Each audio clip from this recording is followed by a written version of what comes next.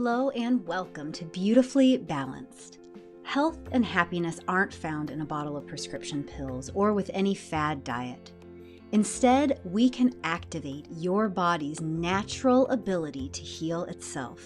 And that is exactly what we're going to do together here.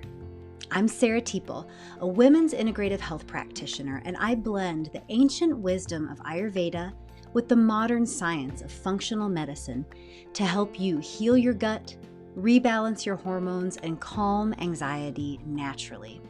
Here I'll teach you the smart, sustainable, personalized, and fun way to use nutrition, herbs, and healthy lifestyle to feel vibrant, energized, and beautiful inside and out. Are you ready? Let's dive in. Hello and welcome. Today's episode is all about an alarming but common trend I'm seeing on so many clients' hormone tests. This is stress hormone exhaustion. So today is going to be all about how to tell if you are in stress hormone exhaustion, and then my top 3 tips for what you can do about that. I want to give you the power back to inhabit your woman's body in a strong, compassionate, healthy way so that you can show up and feel good in your life. Show up for your family, show up for work, show up for yourself. Just enjoy these lives that we've created. And it's impossible to do, literally, if you're living every day in stress hormone exhaustion. Let's get started.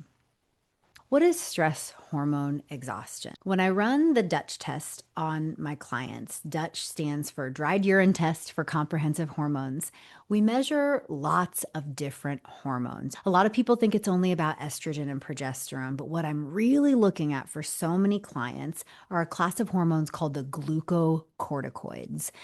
Your glucocorticoids are also known as your stress hormones. And usually when we think of stress hormones, we think only of cortisol and maybe adrenaline. But there are about 15 different stress hormones, glucocorticoids and mineralocorticoids. When we think about stress hormones, most of us think about being super stressed out. We think about a state called stress hormone overdrive. And while that is very common, it's actually not as common and not quite as problematic as the other side of that stress hormone coin, which is stress hormone exhaustion. So I've been seeing so many clients that have low, bottomed out stress hormones. This is also referred to as adrenal fatigue. Are you ready to find out if you are in stress hormone exhaustion? All right, here we go. I'm going to ask you a series of questions, and either just in your mind, or if you happen to have a notebook or a piece of paper, you can put check marks next to every symptom that you experience. I'm going to list off several symptoms, and if you experience that symptom on a regular basis, you would be a yes or a check for that symptom. So here are the common symptoms and signs of stress hormone exhaustion. The first thing to ask yourself is, do I often feel really exhausted? Sometimes we'll be describing ourselves as burnt out or fried, or a lot of clients tell me they just feel really fatigued all the time. So this is your first very common sign. Another sign of stress hormone exhaustion is waking up around 3 or 4 a.m., having a hard time falling back asleep, or waking up tired, even when you've gotten a full night's sleep. Feeling anxious a lot is another sign of potential stress hormone exhaustion. This is also a sign of stress hormone overdrive, and we can actually simultaneously be in overdrive and exhaustion. This is sometimes known as stress hormone dysregulation. If you feel really so overwhelmed that it's hard to even get started. So this lack of motivation to do anything because you just feel like your to-do list is a mile long and there's no way you could possibly conquer it all. So you want to avoid it. If you're having immune issues, getting sick more often than you think you should. If you're getting cold sores, herpes outbreaks, yeast infections, or frequent UTIs.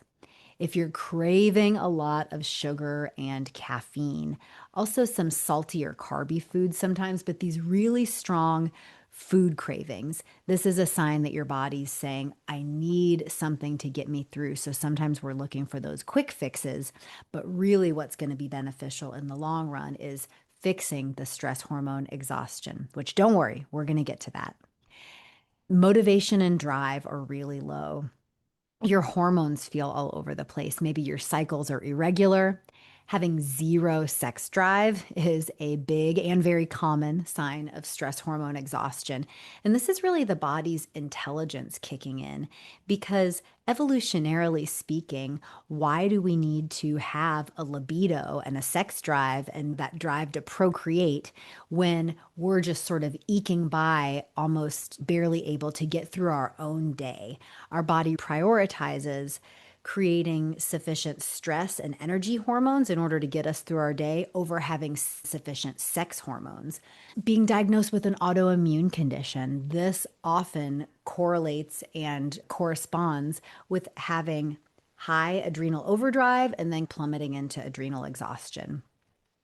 If you have low blood pressure or get dizzy when going from laying down to standing up, if your heart races sometimes, if your memory is just really suffering, you feel mentally foggy or unable to make decisions, you've been diagnosed with chronic fatigue syndrome or fibromyalgia, and if your wounds take a long time to heal. So these have been many, many different symptoms of stress hormone exhaustion. And we would really clinically say that you might be in stress hormone exhaustion if you have 5, 6, or more of these symptoms. So you don't have to score yourself overall. You don't have to have written this down. But if you did, you can count it out. And if not, if you just were really raising your hand or giving the big nod of affirmation that, yeah, these things happen in my life all the time, then you might be in stress hormone exhaustion. So, the risks of being and staying in stress hormone exhaustion are the risk of all chronic diseases. So, higher risk for diabetes. When we're exhausted and depleted, our blood sugar has a hard time regulating. So, it can really put us at a much higher risk for type 2 diabetes. We also can have lots of other downstream hormonal issues, like issues with estrogen and progesterone, all the other symptoms of low estrogen, hot flashes, night sweats, trouble sleeping. It can also just really impact your quality of life. You can't show up and live your life and be who you want to be in your day-to-day life when you're completely exhausted. So we really want to address the stress hormone exhaustion head on. And the way I do it with my clients is by first giving them great nutrition according to their unique body type, but to help fill in any phytonutrient gaps, any nutritional deficiencies. So, we give you a comprehensive plan to address this stress hormone exhaustion, a holistic plan, because we don't just want to slap on another pill for an ill, another pharmaceutical medication, or even a ton of supplements. And this is something that I see some practitioners doing that can end up being detrimental if we put too many supplements in our system, especially a system that is under functioning. So when you're in stress hormone exhaustion, you're not digesting as well. Your body's not detoxifying and cleansing itself as well. So dumping too many supplements down your gullet is something that your body is just not going to be able to digest and metabolize sufficiently, and it can actually cause more digestive issues. So we want to give you maybe 2 or 3 tops herbs and supplements that are going to address this adrenal exhaustion, depending on your constitution and your unique data that came up in your Dutch test. We look not only at the stress hormones, but at relationships between hormones. How's your thyroid doing? What was going on with your inflammation markers? How is your methylation? That's your body's natural cellular detoxification process. What's going on there? So before I recommend herbs and supplements, we want to really get the full picture.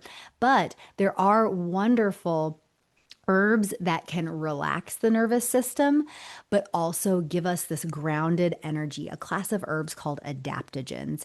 And various things that would fall into the adaptogen category would be astragalus, ashwagandha, shatavari, maca, rhodiola, and many more. Some of those are Ayurvedic herbs, some of those are Western herbs.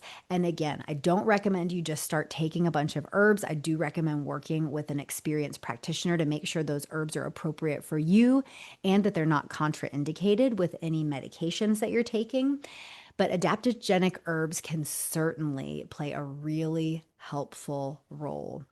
When you work with me one on one, I guide you through a 12-week program where we're walking you step by step down your holistic healing path based on your unique data that came up in your Dutch test. So, if you want to explore this further, working with me one on one is the way to do it. This is amazing, effective, and it can be a lot of fun to get to know your body in this way. Instead of continuing to chase your tail, try all the wellness trends, read all the blogs, or look at TikTok and get completely confused about what actually applies to you. We need to find out your data, your dosha, and then walk you step by step down your personalized healing path. And that's what we'll do. So, for now, here is what you can do to get you out of stress hormone exhaustion. Here are my top 3 tips. The first is rest to recuperate. It sounds so simple, but it can be challenging to do with the pace of many of our lives, the demands in our lives. It can be really challenging to get this sufficient deep rest. But this, ladies, is what your body is begging for. So, some simple ways to get the most bang out of your buck when you're resting, to get the most rejuvenation from resting. So, we want to not just get good and sufficient sleep, but we want to get that sufficient sleep during the right times of day. Be early to bed and early to rise. So in bed between 9 and 10 p.m., up between 6 and 7 a.m. And the reason for this is because our body and our hormones work in a rhythm. I teach my one on one clients and the clients in my group program, the Radiant Reset, all about instating rhythm for healthy hormones. Your hormones and metabolism work in a rhythm. You are going to deeply rejuvenate and rest more deeply if you are in bed getting sufficient sleep between the hours of 10 p.m. and 2 a.m. And then, of course, we want you sleeping later in the morning. But there's this magical time between 10 p.m. and 2 a.m. when your liver is really active. Your body's repairing itself. Your liver is detoxifying your entire body. And it's just this massively reparative, rejuvenating time of night. But we don't receive the benefits of that unless we're in deep sleep during that time. So, instate that healthy daily rhythm, early to bed, early to rise, and make sure that you're in bed during liver cleansing time. It's also known as pitta time in Ayurveda. That's one of the doshas that's associated with the liver. Tip number 2, getting deep nourishment. And this means nourishment that is nutrient dense, but also easy to digest. So, the mistake a lot of us make when we're trying to eat healthier is eating tons of salads, tons of smoothies, and protein powders and superfoods. And we really think we're giving ourselves this big bang for our buck, choosing these kind of trendy designer superfoods. The trouble is, many of those are really hard to digest. And if you don't know about this already, go back and listen to my podcast episode, How Your Digestion Actually Works, and that is going to change your life and transform your metabolism. But I teach my one on one clients what I call a 4-step metabolic refresh. And it's all about eating in a way that will enhance your metabolism. So, not just for the purpose of burning calories, but when our digestion's moving smoothly, our metabolism is smooth and burning brightly. In Ayurveda, this is called your Agni or your digestive fire. But when that's happening, when that process is working efficiently, we're absorbing and assimilating all of the nutrition from our food. But we're not able to absorb and assimilate if we're eating a lot of things that are hard to digest. So, cold, raw, dense. So, things like salads, lots of nuts, protein bars, lots of raw veggies, a smoothie with 20 different ingredients. I call them everything but the kitchen sink smoothies. These are things that are actually really hard for our body to digest. So instead, to get out of the stress hormone overdrive, get your body absorbing your nutrition again, and get you that deep nourishment, we want you eating more warm, cooked foods, soups and stews, cooked vegetables, cooked whole grains. If healthy weight is one of your goals, then quinoa is your best friend, number one choice for a healthy whole grain. Do make sure to rinse that quinoa because it has a bloat inducing pesticide on it. It's a naturally occurring pesticide called saponins. So it's not something that people spray on it, but the quinoa plant naturally makes these saponins to deter bugs from eating the plant. But that also causes some bloat in humans. So rinse that quinoa. But easy to digest foods, cooked grains, cooked vegetables, soups and stews. If you're going to do meat, I recommend cooking it into a soup or stew because that liquid, that long, slow cooking process is almost like a pre-digestion. Bone broth is wonderful. Adding in some mild digestive spices like cumin, fennel, a little bit of black pepper, maybe even a little acidity, a little lemon juice to help with your stomach acids and digestive enzymes. Those will help you digest this food and give you that deeper nourishment that your body has been needing and craving. So, last but not least, our third tip to reset your hormones, get you out of that adrenal exhaustion, that stress hormone exhaustion. We want you to mind and manage your self talk, manage your mind.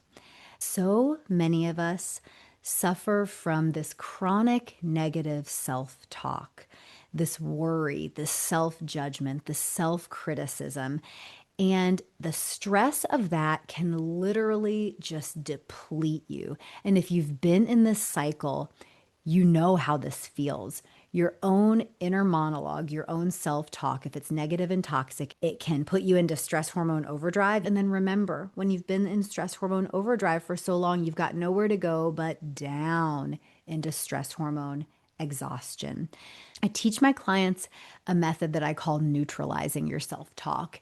And the core concept of this is that first we want to increase our awareness around our self-talk. So notice if your self-talk has been really negative, if you're saying mean things about your body, if you're criticizing your own every move, your every food choice, you're not smart enough, you don't do a good enough job, you're laundry listing all the things that you've done wrong, that is going to just completely exhaust you. And my heart goes out to you because I have been here. That is something that all of us deal with sometimes. But if you're in that trap, I just want to empower you that those negative thoughts are not the truth about you. Those are just thoughts. It's almost like an old tape that keeps playing in your mind that is not at all the truth. You've just deepened your neural pathways, those brain pathways around that old toxic story. So we want to get you out of that. But the way to get you out of that is not necessarily to jump you from a negative thought to a super positive thought, because your brain's not going to believe that, right? You're going to say, come on, no, that's not true. So instead of jumping from a negative thought to a positive thought, we want to get you to at least a neutral thought. And this is a common example that I use with clients and that I see in clients. So one of my clients might think, I hate my body. And she's been thinking this thought over and over and over again. And she just has a very long list of evidence of all the reasons that she hates her body, all the clothes she doesn't look good in, all the events where she hasn't had fun because she's been self-conscious, a long laundry list of the evidence why she hates her body. So we're not going to jump that client from I hate my body to I love my body and I'm a supermodel and everything's roses and rainbows. Her brain's going to say, no, no, no, I don't believe that. But we can take that client or you from I hate my body to something neutral, like I have a woman's body. This is what I call a stair step up from the toxic thought that is keeping you stuck and exhausted, up to eventually that joyous, loving thought of I love my body and I'm whole and healthy and complete. But maybe we're not there just yet. So we can get to that neutral thought of I have a woman's body. I have a woman's body. I want you to put your hand on your heart and listen to me say this. Maybe mentally repeat it after me or even say it aloud after me. I have a woman's body. I have a woman's body. When you think this thought or say this out loud, instead of creating those toxic negative feelings of shame and self-judgment and despair that I hate my body, that thought creates, we feel more neutral feelings like acceptance, neutrality, just this matter of fact feeling, right? Like, I have a woman's body. Yep, that's just a fact. And when I think that factual statement, I just feel neutral, not bad, not super good, but just okay. And hey, moving from toxic negative to okay is a great thing for your mind, your heart, your emotions, and your stress hormones. So these have been your top 3 tips to help you get out of stress hormone exhaustion. Number 1 was rest to repair and recuperate. And remember getting that circadian rhythm, those early bed and wake times in. Number 2 was deep nourishment with easy to digest foods to boost your metabolism, your absorption and assimilation of nutrition. And number 3 was minding your self-talk and neutralizing your self-talk. I hope that these tips have felt supportive, encouraging, and hopeful for you. And if you think you could be stuck in stress hormone over exhaustion and it is worsening all of your symptoms and really making your quality of life suffer, if you would like some support, I am here to support you all the way. Thank you for being here, and I'll see you again soon.